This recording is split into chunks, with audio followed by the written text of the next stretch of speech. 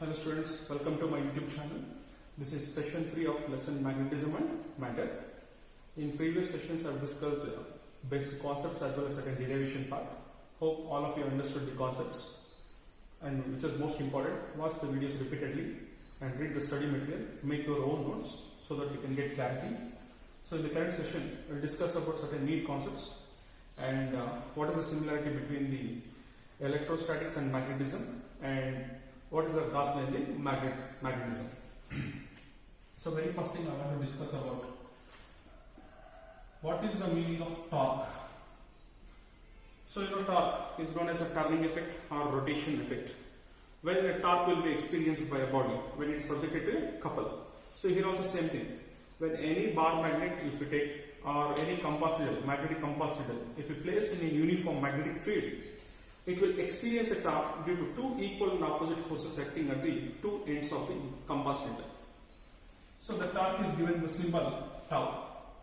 Assume this is the uniform magnetic field. You know how to represent the uniform magnetic field. So in this uniform magnetic field, if you place one compass needle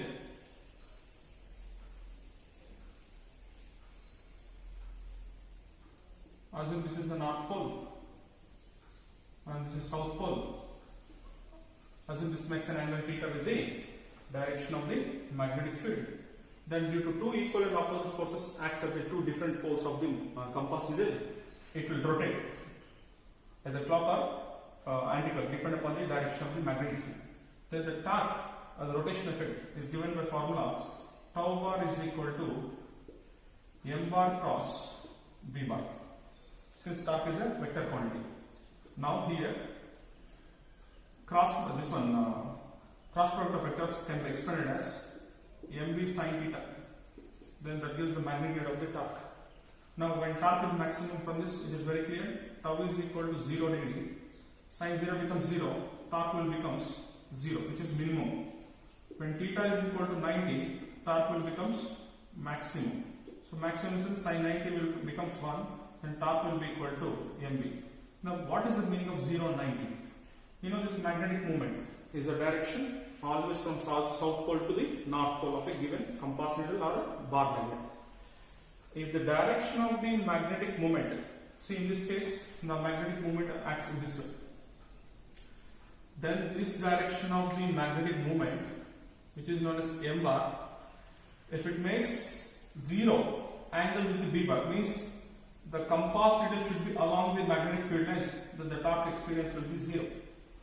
If the same magnetic compass needle is perpendicular with respect to the magnetic field, then it experiences the maximum torque, that is given by mb, which is the very first concept. Second concept, assume a compass needle in the maximum torque position. In order to rotate it to a particular position, you have to spend some work on the compass needle. Then how much work you have spent on the compass needle will act as a potential energy which will be stored inside the compass needle. Then how much potential energy, that is given by formula, potential energy is equal to work done. The work done is given by formula tau into d theta, which is a formula from the system of particles.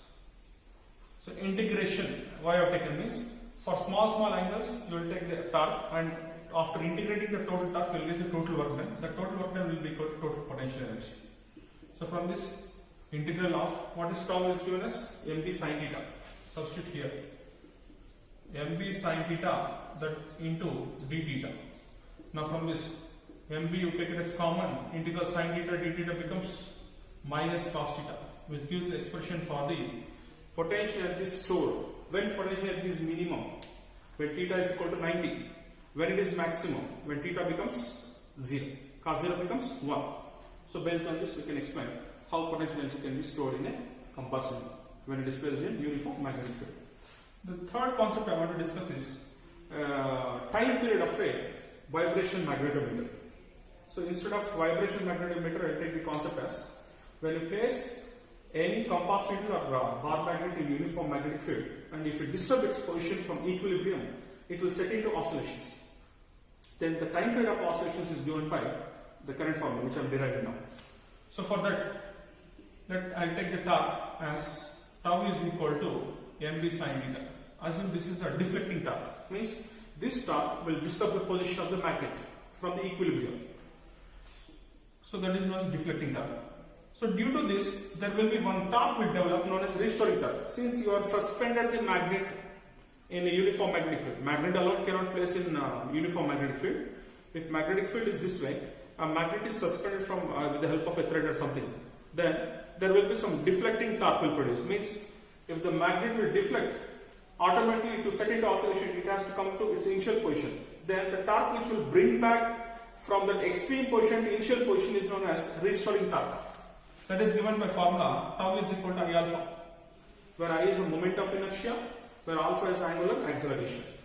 Since this deflecting torque acts against the restoring torque at equilibrium, and take a condition. Restoring torque is equal to deflecting torque, where here minus symbol indicates direction is opposite. Now substitute both the things. mv sin theta, restoring torque, right? I alpha, that is equal to minus mv sin theta. Here I take one condition. Assume theta is small, so then sin theta can be reduced to theta. Now what is reduction expression? I alpha is equal to minus mv theta. Take the like terms on side.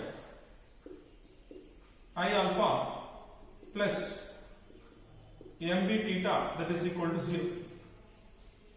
All the terms are taken to LHS. Now alpha, which is known as angular acceleration, that is given by formula d square theta divided by dt square. What is the meaning?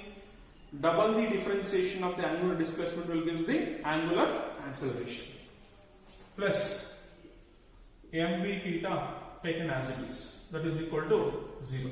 Now divide both the sides with I, which is known as moment of inertia. Then the reduction in the step, d square theta divided by dt square plus mv by I into theta, that is equal to 0. Let it be the equation 1. Now you can remember the standard expression of a simple harmonic motion from the lesson oscillations from first PUC. That is given by d square x divided by dt square plus omega square x is equal to 0, which is known as standard form of the simple harmonic motion. Now if you compare equation 1 and equation 2, both the equations looks to be similar, hence the bar magnet can be treated as a vibration meter or vibration magnetometer. Now comparing the terms, you can get omega square is equal to mv by I, then omega is equal to root of mv by I, then omega can be taken as 2 pi by t, that is equal to mv by I. From this t is equal to 2 pi root of I by mv. Now from this is very clear that the magnet will set into oscillations due to the deflecting torque and restoring torque.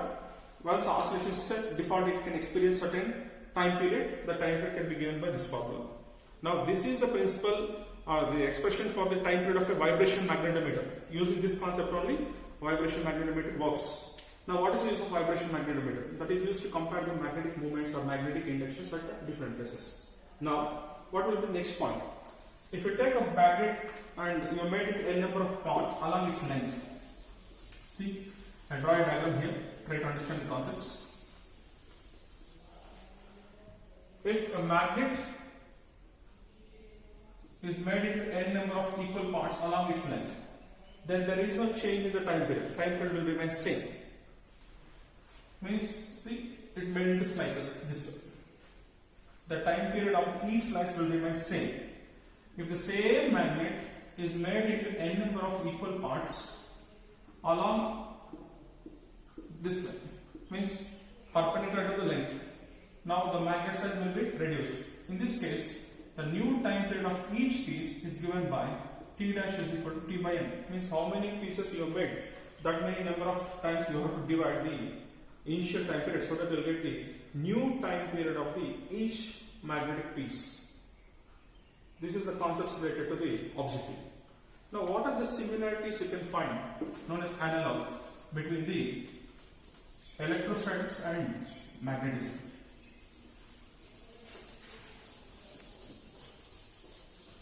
So in both the concepts, you got a concept known as axial line and equatorial line, and you got the expression for the magnetic inductions and electrostatic field strengths, and torque also you got, so that you can create one analogy between these two.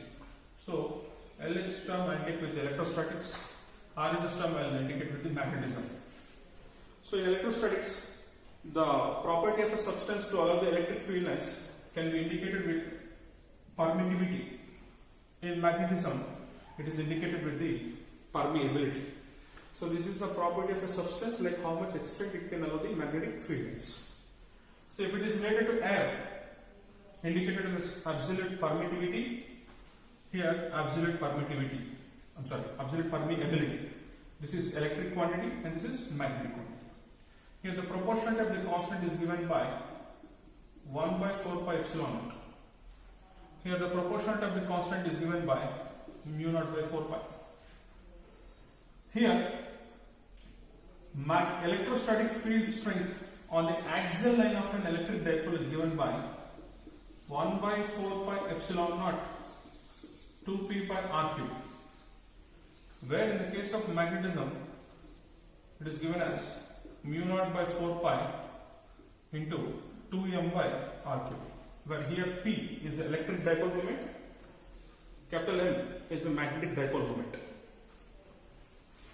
Next, this is axial line. On equatorial line, it is given by 1 by 4 pi epsilon naught P by r cube. Similarly, in the case of magnetism, it is replaced with mu naught by 4 pi and m by r cube can be replaced. You can compare the terms, looks like similar, but all electrical quantities are replaced with the magnetic quantities. Now here torque is given by formula mv sin theta, where torque here in this case you can represent with p sin theta.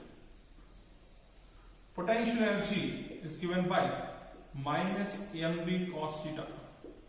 Here potential energy is given by minus p cos theta. So you can find the analogy between both electric and magnetic quantities.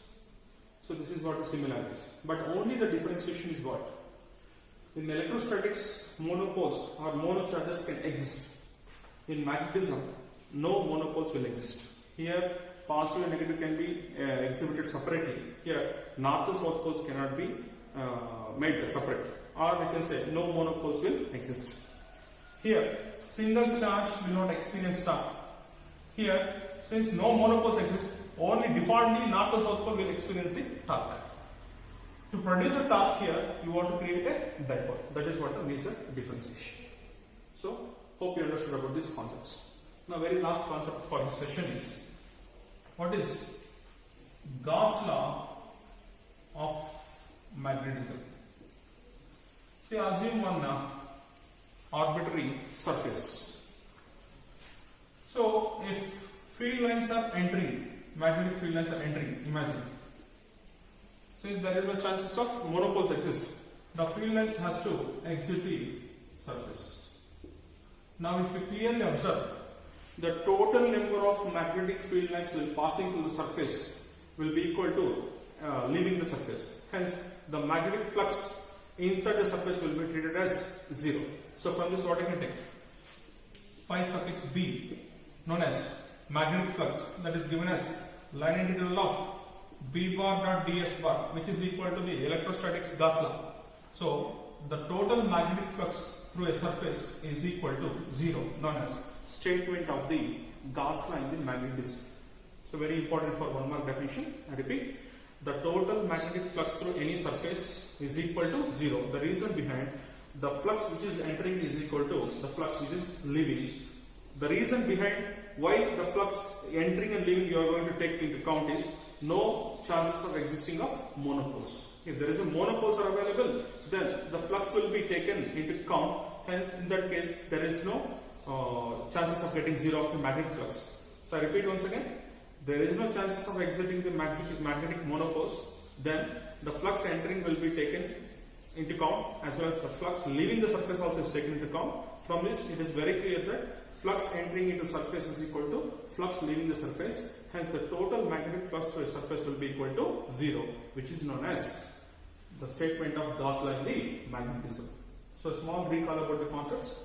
In today's session I discussed about the certain neat aspects such as how much torque will a magnetic compass needle experience when it is placed in a uniform magnetic field. Second thing, how much potential energy is stored in the magnetic compass needle when it is rotated from the maximum torque position.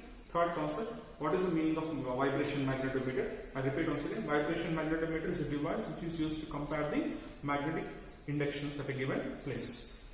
Then the time period of the vibration magnetometer given as capital T is equal to 2 pi into root of I by mb, where I is the moment of inertia, m is the magnetic moment, and b is the magnetic induction. Then how if we make bar magnet into n number of pieces along its length and perpendicular to the length, how the time period will change, that I have discussed.